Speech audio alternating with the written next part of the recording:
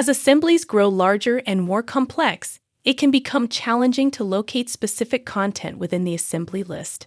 Fortunately, Onshape provides a number of ways to make it easier to locate specific instances, groups, mate connectors, and mates in the assembly list.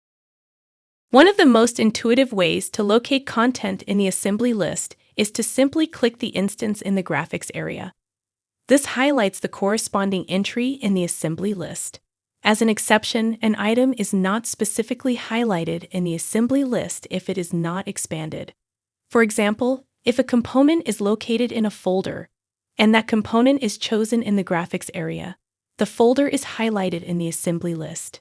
To locate that specific component in the assembly list, right-click on the component in the graphics area and select Go to Item in List.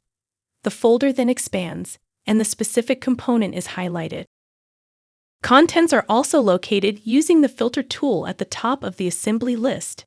Entering part of the name filters the assembly list by those characters. Additionally, the Filter button can be chosen to filter the assembly list by parts, subassemblies, mates, non-geometric items, folders, errors, suppressed contents, hidden contents, or shown contents. These filters can also be manually typed by preceding their category with a colon. They may also be combined to narrow the search further, such as mate errors to find all mates with errors. Enclosing a name or string of characters in double quote searches for that exact query.